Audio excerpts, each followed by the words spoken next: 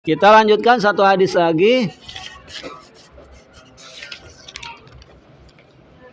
Wa an Ali bin Abi Thalib radhiyallahu anhu qala, dari Ali bin Abi Thalib semoga Allah meridhai kepadanya, kuntu rajulan madzaan, aku ini laki-laki yang suka keluar madhi.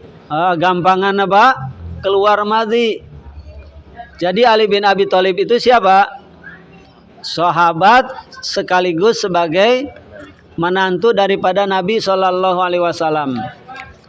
Fa amartu al-Miqdad, maka aku suruh yang bernama Miqdad ayas alan nabiya, untuk menanyakan kepada Nabi perihal tentang madhi itu. Fasa'alahu, maka Miqdad ini bertanyalah, menanyakan kepada Nabi persoalan madhi. Faqala, maka dijawab oleh Rasul sallallahu alaihi wasallam, fihil wudu, bagi orang yang keluar madhi maka dia wajib apa? Wudu. Muttafaqun alaih. Hadis ini diriwayatkan oleh Imam Bukhari dan Muslim.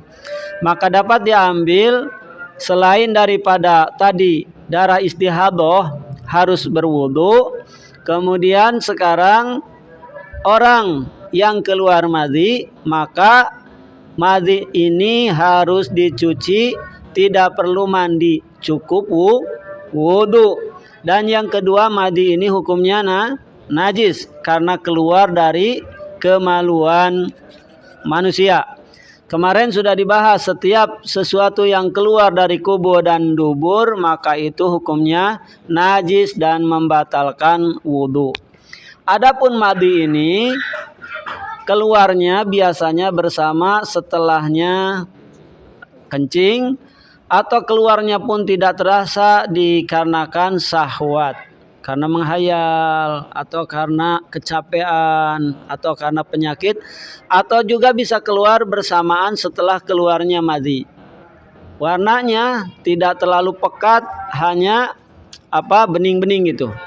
Nah ini kalau karena pakaian sama seperti mani kemarin, harus dicuci. Cuma bedanya kalau mani kalau sudah kering dia akan menjadi kerak. Kalau ini madhi, kalau sudah kering dia tidak mengerak, tapi membentuk pulau. Kalau kena celana dalam. Nah kalau sedikit maka dimaafkan, caranya cukup dibilas aja, diusap. Kalau sedikit. Tapi kalau banyak terlihat seperti pulau begitu, maka dia wajib dicuci. Itu ya. Nah, madhi ini sifatnya apa tadi? Bening, keluarnya tidak terasa. Kalau mani keluarnya terasa, baunya ciri tertentu, ciri khas. Ada ciri khasnya tuh, biasanya seperti bau santan. Kemudian kalau air mani keluarnya itu terasa nikmat dan setelahnya lemas. Itu ya. Hadis dari Ali bin Abi Thalib diriwayatkan oleh Imam Bukhari dan Muslim ini menunjukkan bahwa bertanya di dalam bab ilmu itu tidak boleh malu. Karena bab ilmu ini Allah tidak malu menjelaskannya. Maka sebaiknya tidak boleh malu dalam hal ilmu untuk bertanya. Kemudian yang kedua, boleh juga menitipkan pertanyaan. Kalau tidak sanggup menitipkan pertanyaan. Dan orangnya kalau malu jangan disebutin. Tuh si Zaid tuh pertanyaan dari Zaid nih, saya nyampein aja, tidak. Cukup saja mengatakan ini ada pertanyaan titipan dari fulan, atau bagaimana ini ada pertanyaan. Nah ini adab di dalam bertanya.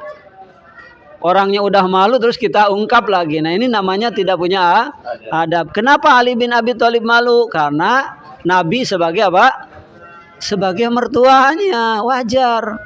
Sebagai ayahnya, ayah daripada putrinya, malu dia bertanya. Oh, dia laki-laki yang keluar gampangan madhi. Jadi wajar kalau kita laki-laki ini mudah keluar madhi. Dan anak pun sama begitu. Terkadang kita kalau sudah ke kamar mandi, loh, kok ini ternyata keluar lendir-lendir sedikit. Wah, berarti ini madhi. Nah, maka sifat madi yang keluar itu pertama kemaluan kita harus dicuci, kemudian kalau kena pakaian, kena kain, ya kena celana dalam, celananya pun harus dicuci, diusap. Kalau sedikit diusap, kalau banyak dicuci. Ingat itu, kalau sedikit ma'fu namanya dimaafkan sehingga dipercikan, diusap saja karena sedikit. Tapi kalau banyak dicuci, sama sebagaimana darah. Kalau darah sedikit berselisih ulama, maka ma'fu namanya dimaafkan. Tapi kalau banyak tidak dimaafkan, dia harus dihilangkan, dicuci. Gitu. Wallahu taala alam. Sampai di sini mungkin karena kita sebentar saja